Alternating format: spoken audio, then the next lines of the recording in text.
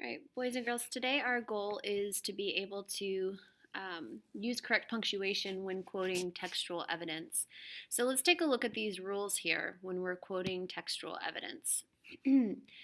Notice if a direct quotation is the exact words of the speaker. You can't summarize, you can't paraphrase, and then put it in quotes. Otherwise, that's not considered a direct quotation, and therefore you wouldn't be using punctuation.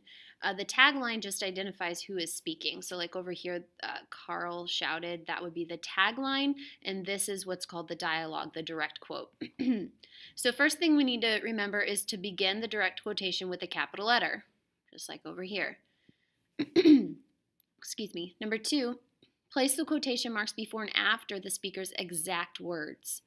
So see, I like pizza, said Jeff. You don't put quotes around the tag. Number 3, place an ending punctuation mark after the speaker's exact words and before the ending quotation mark. Okay, so if it's a question mark, you do this.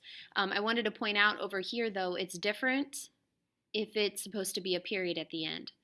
Okay, notice that it's a comma, not a period. If the ending mark is a question, you put a question mark. If the ending mark is an exclamation, you put an exclamation point, and then you put the period at the very end.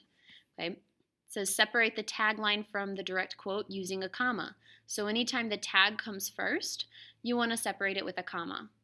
Okay, and then you're going to give your direct quote at the end. But anytime the tag is in the front, you always need to offset it or put a comma right after that. And then, of course, each time a new person speaks, it's a new paragraph.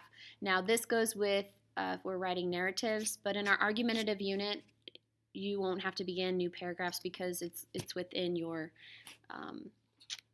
paragraph, your supporting paragraphs. Okay, this is just another kind of way to look at how quotations can be used. All right, notice this is what you do with the tags. At the end, and you can kind of see how there's 3 different basic forms of writing dialogue. You'll have what's called the tag at the back, the tag in the front, and the tag in the middle. And I do want to say that at any time in this video, you can pause to really look at the punctuation and look at the capital letters and how those are being used. Okay, so the other thing we want to do is we want to make sure that we are giving the appropriate text for the claim that we have. So if this is my thesis statement, Gili learns to cherish her memories because her family had to burn her old pictures, her stamp collection was destroyed, and her house was ransacked. If we're wanting to write about our first supporting paragraph where Gili learns to cherish her memories because her family had to burn old pictures, we have to look over here at the text and figure out what would be the best quote to prove this point. I want you to pause this video and figure out for yourself, what do you think the best quote is? Okay, looking through, a common mistake that some kids make is they'll pick something like this: picture after picture was thrown into the fire, because they're trying to prove that their family pictures had been burned. But remember, we're ultimately trying to prove that Gili is cherishing her memories, that this is the theme. Okay, to learn to cherish your memories. So in reality, I would argue that the best quote is, that night I had dreamed the house was on fire. Okay, look at how I write this supporting paragraph. This, you can pause it, is an example of a not great use of punctuation. Okay, because here it says picture after picture was thrown into the fire. This quote proves that the pictures were being burned. Remember, we're not trying to prove that the pictures are burned. We're trying to prove the theme.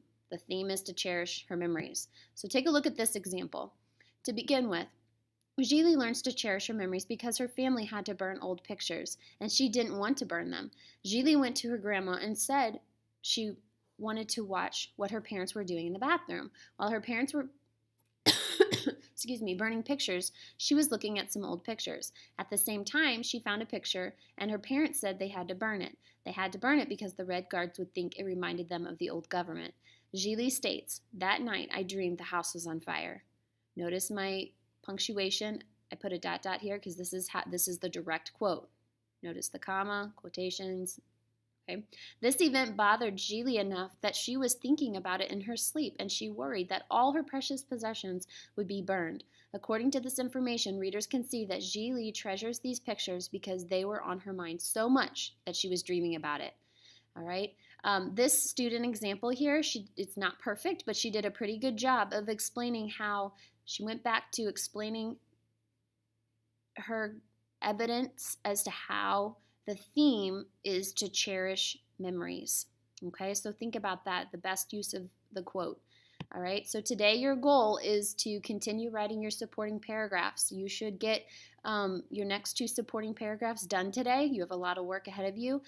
Don't forget, these things need to be in your supporting paragraph. Make sure you're really thinking deep. Don't forget, you need to have sentence variety, just like in our last quote. Don't forget your transitions. There's a lot of things to remember. And of course, keep in mind your punctuation.